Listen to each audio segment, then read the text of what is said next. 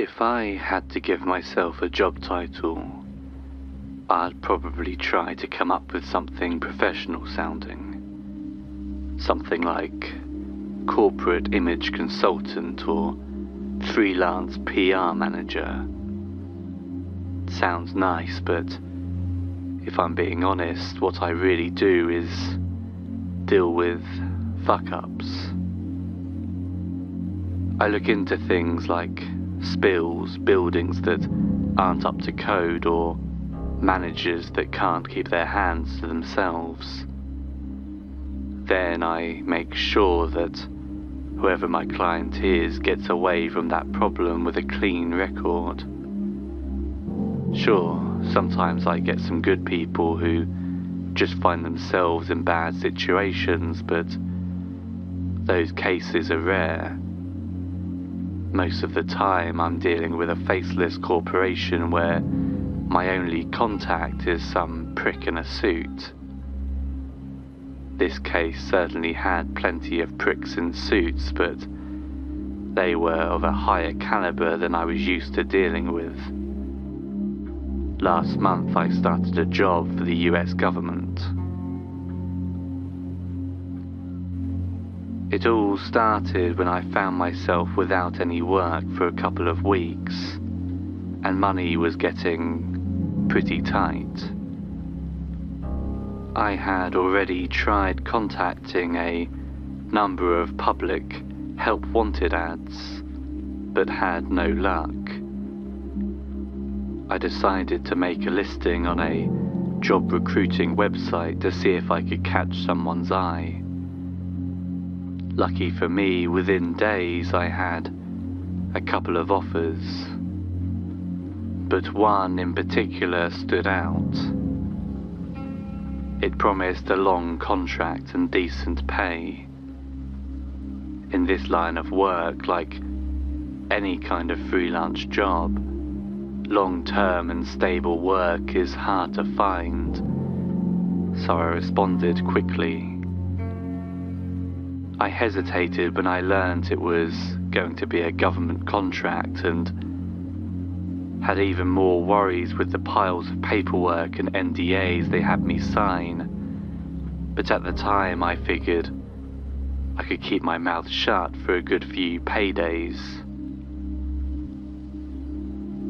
The only hint I had that this might be an unusual job was the language of the woman interviewing me. She asked if I had any history of scopophobia. I told her I had no idea what that was. She informed me it was the fear of being watched. I told her no, that wouldn't be a problem. But when I pressed her for details on why this was important, she seemed evasive. She mentioned unusual occurrences that could happen around this type of work.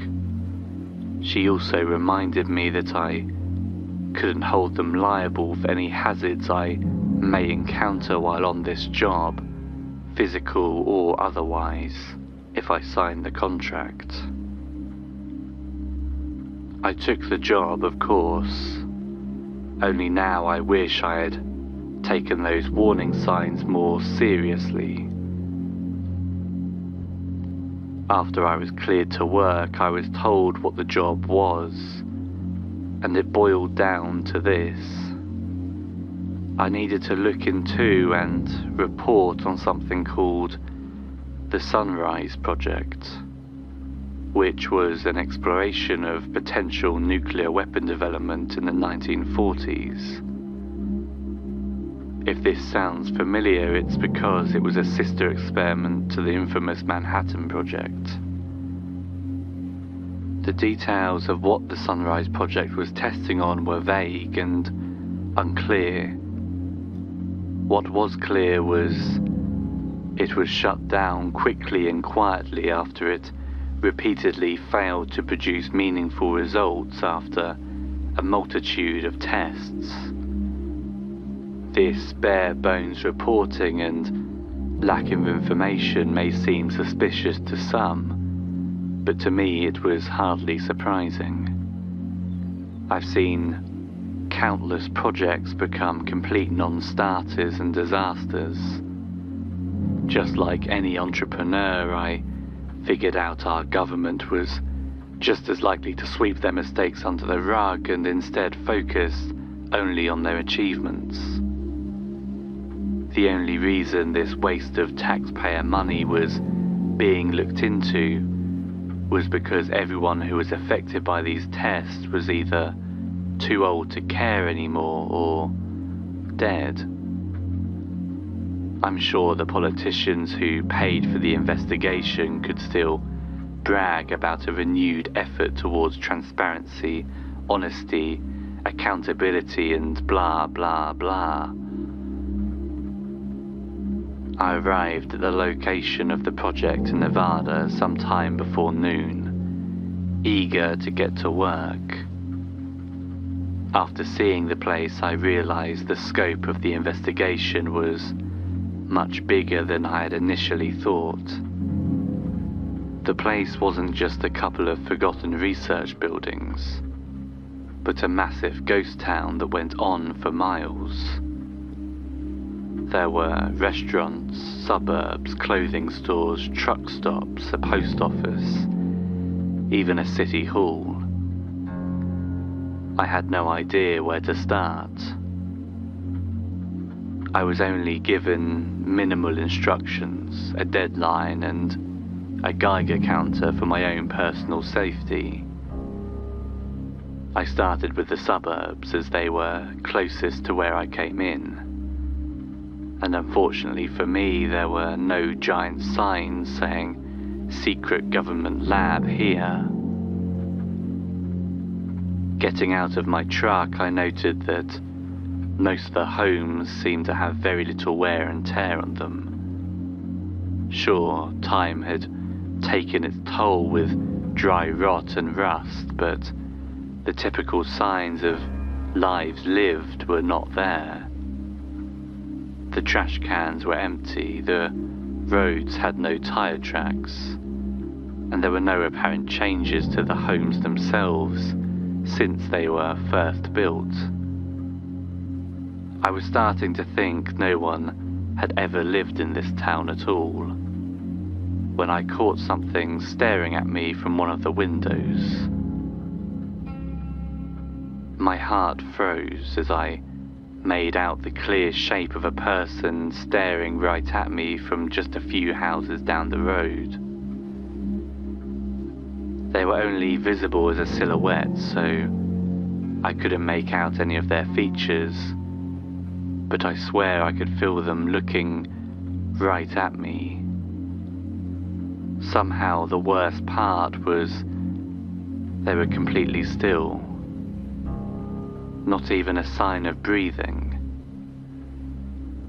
I must have stood there for almost 5 minutes having a silent staring contest with the shape before I worked up the nerve to speak.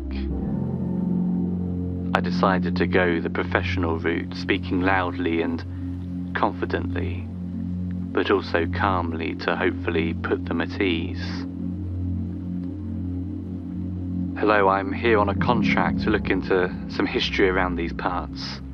Do you live here? They did and said nothing. Do you mind if I ask you a few questions? Nothing. Listen, I'm not a cop or a thug or anything. You don't have to worry about me, I just want to have a look around. Nothing. This wasn't turning out to be very productive. On the other hand, they didn't make any aggressive moves, so that was good.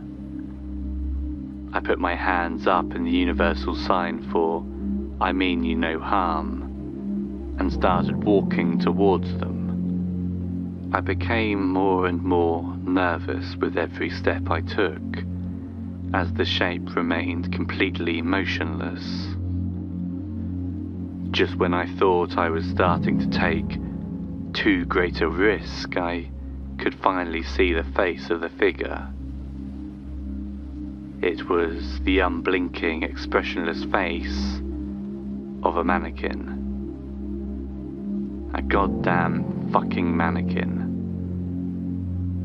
This was no mysterious stranger or ghost. It was just a hunk of plastic.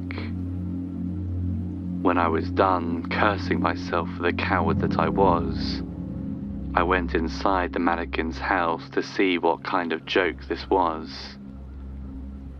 Inside, I found a whole family of fake people. A plastic mum, dad, son, and daughter, all done up in their Sunday best. It was while I was thinking about how uncanny and unreal this all was when the truth finally hit me. This wasn't the research facility I went out looking for, and it certainly wasn't somewhere people used to live. This was the testing site. It was the kind of place once called a doom town. Doom towns were set up to look like an actual American town, but were totally empty, so when it was hit by a nuke, scientists could study the effect the bomb would have on a real town.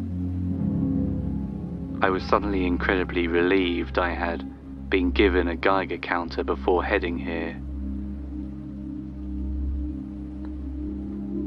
The place was still pretty strange simply because it was so big. Most doom towns were a few scattered homes no bigger than a truck stop, but this place went on for miles. I figured there was a good chance not all of these buildings were just shells, and one might even have some kind of record of what happened here. So I decided to head further in. I wanted to take it slow, just in case I missed something. I wanted to be thorough. After passing a good number of identical houses and a few more mannequin families, I made it to a restaurant, the first I had seen coming in. It was an old-school diner with classic red leather booths and a counter with stools. Looking behind the counter, I saw no sign of any hidden testing equipment, but instead found preserved food. That was almost stranger though. It wasn't just fake displays made to look like food, but actual bags of pancake mix and canned goods. I even opened a can of olives to be sure, and while it sure as hell wasn't edible anymore, it had at some point been olives. I thought maybe this was one restaurant where they tested radiation's effects on food, but I checked other places too, and they also had fully stocked shelves. Even the grills were real, propane tanks hooked up and everything. This all seemed like far too much effort just to make a believable recreation. Heading even further in, I started to see some changes in the buildings around me. Many of the windows were shattered and the shingles on the roof looked singed. Even further in, bricks and cement were cracked and shattered, anything organic burnt away. It was at this point I started to realize this test site might have actually been active before it was abandoned. I would have been more worried about radioactive dust and fallout if it hadn't been for my Geiger counter, which had stayed mostly silent long enough for me to find something truly strange and eerie. It was at this point I found the shadows. Well, maybe shadows isn't the right word, but I don't know what else to call the images left behind when something has been erased completely out of existence. There were black shapes burned into the concrete all around me. While some of them were unrecognizable, many were clear silhouettes of what was once there. Against the low roof there was a shape of a ladder, on the sidewalk the shape of a bicycle, and most disturbing of all, the shapes of mannequins. Perfect outlines of people forever burnt into the buildings all around me. While taking this in, I suddenly heard the noise I had been fearing all day. My Geiger counter started clicking like a playing card and a bicycle spoke. If I knew one thing, it was if I didn't get out of there quick, I'd have about 12 new kinds of cancer. Before I could even work up a good sprint back the way I came, I heard and felt a deep rumbling coming from every direction. Mere moments after that, the sky lit up and looked like it was on fire. And that's the last thing I remember before I blacked out. I'm not sure how long I was out, but when I awoke, it was as if I had gone back in time. All the rubble and scorch marks were completely gone. The buildings looked like they had been just finished in construction. Even the storefronts were fully stocked with goods. I would have thought I had dreamt up all the destruction if it wasn't for the shadows that were all around me. Even more disturbing was the fact that only the shadows and the shapes of people, the ones that had to be from mannequins, remained. The ladders and bicycles were restored, yet these haunting silhouettes seemed to be the only residents. I still wasn't sure if some sort of freak radiation storm had knocked me out and maybe I dreamt up the ruins. Perhaps the isolation of this place was making me lose my marbles. Either way, it didn't explain the shadows, but at the time I was so shaken up I could only think about making the 20-minute trek back to my truck. As I walked, my fear and paranoia started to change into shame and embarrassment. Was I really going to leave with my tail between my legs? Wasn't I a professional? It took another 10 minutes of walking before I talked myself into turning around and finishing what I came here to do. That was when I noticed something had changed. I had passed a number of shadows on my way back out of town. And most recently, I had seen a group of 3 on the side of a drugstore. When I turned back, that same wall was just empty. No eerie outlines of people, no graffiti, no dirt that could have looked like people. It was just empty. I was certain I had seen more of those haunting shapes, but I still wasn't sure if my mind was playing tricks on me. I wasn't about to chicken out yet again, but I was now determined to keep my eyes open and pay close attention to everything I saw. It was near dusk when I made my way back to where I'd passed out. It wasn't cold out, but a chill ran down my spine all the same. The buildings were still in good condition, but there was nothing to see or hear beside the dust in the wind. Nothing moving down the alleyways, nothing moving on the streets, nothing on the... Something moved.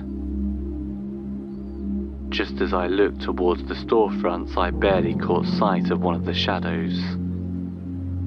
It was on the wall where I remembered, but I swear I saw it slip around the corner, out of sight. And that was my breaking point. I didn't care if I was going crazy, if I was a coward, or if I didn't get paid. I was leaving. I turned back for the truck, but I could still feel those shadows behind me. I picked up from a walk to a jog. I kept an eye on every corner as I increased my pace. On the next block, I saw something move in one of the houses. I was starting to panic as I turned down the nearest alleyway to make my way around the house. I could still feel the shadows staring, and when I looked behind me, my worst fears were confirmed. A group of 5 shadows were on the wall of the alley I had just entered, all staring at me with blank faces only feet away. I ran, turning down streets at random. I only saw glimpses of movement near me. I knew they were getting closer. I made it at least a few blocks before rounding a large building to a sight that stopped me in my tracks. Burnt into the road must have been the shadows of at least 30 people, and they were all facing me. The largest groups of shadows I had ever seen in one place. I let out a short yelp of surprise, unable to contain my horror. That's what really set them off. The shadows began pulling themselves out of the ground, starting from the head, a swirling black vortex of ash, dust, and glowing embers emerged from the pavement in the shape of a man. All around me, the shadows began their transition out of the walls and ground, joining the dreadful congregation. It was clear their focus was fully fixed upon me. When the first of them was fully formed out of the ground, it began walking in my direction. I was finally able to snap myself out of my shock and started running again. I ran away from them as fast as I could. The further I ran, the more and more of the shadows emerged from the walls ahead. I turned down street after street, trying to avoid them, but they were coming from everywhere. When I tried to turn back the way I came, there were a horde of them gaining on me as they gave chase. I don't know how long I ran, but eventually I was boxed in by the ever-growing crowd. From every alleyway and avenue there were dozens of shadow people lurching and shambling my way. There must have been 100 of them by now. Suddenly a tone of incredible volume and high pitch wailed from every imaginable direction. It was as if the town itself was shrieking in reaction to my horror. I fell to my knees, covering my ears. Even if I couldn't stop the shapes from closing in around me, I wanted to at least stop the assault on my ears. I watched in ever-mounting dread as the first of the shadows came closer and closer. It came within inches of me, and just before it touched me, it suddenly stopped. As more came near, they did the same, standing only a breath away, surrounding my cowering form. Before I could even react to this, the rumbling that signaled my previous blackout returned with a vengeance. Even with the assault on my ears from that horrible shrieking noise and the ground shaking beneath me, the shadows continued to surround me, blocking my vision until All I saw was them. Before I was lost in darkness, I saw one last thing. The sky lighting up like a blazing fire once again. This time I awoke, and to a world both familiar and different. It was the ruins of the city again, the same rubble and scorch marks I had first seen, but the shadows had changed once more. They were back to being simple shapes of mannequins on the ground, but all of them were surrounding one central spot. The spot where I had awoken. I left that town as quickly as I could, and I've never returned. I didn't experience any other inexplicable events after my time in Nevada, but I have had time to reflect on what I saw that day. That sound I heard near the end of my experience was something I had recognized. It wasn't a screech or wail, it was an air raid siren. I hadn't been able to realize it at the time, but looking back it was obvious. Any doomtown would have had some sort of system of sirens to warn of an incoming test. The rumbling and the light would make sense too during a test. The rumbling would be from the detonation, while a nuclear blast could be as bright as the sun. What doesn't make sense, however, is if I saw all of that, then how am I alive? My best answer for that is the shadows. You see, I don't think they were the remains of some mannequins. I think they were people whose souls were somehow trapped in a singular moment of nuclear hellfire. I don't know how I experienced the same moment, but I believe they protected me. They knew what had happened to them and wanted to spare me the same fate. I don't have proof of this, proof this whole thing isn't some sort of fantasy of mine, but I know what I saw. I think they were real people in that town. That's why I'm posting this. Someone out there might know the truth, but I know I wouldn't get the truth from asking my former employer. I knew that would only get me in trouble, so I told them exactly what they wanted to hear. I found nothing, and nothing happened with the Sunrise Project. That's what all the records will show, and they only have one souvenir that might prove otherwise. Sometimes when I'm alone in the evening, I swear I can catch my own shadow, moving on its own, if only for a moment. I might not have come back on my own. Thank you for listening, and if you enjoyed this video, please remember to subscribe to the channel and like the video, as it helps more people to find it. Join me for live streams on TikTok several times a week. You can find my profile in the description, or just search Bad Dream Baby. And if you'd like even more content, consider subscribing to my Patreon account, linked in the description. Until next time, good night.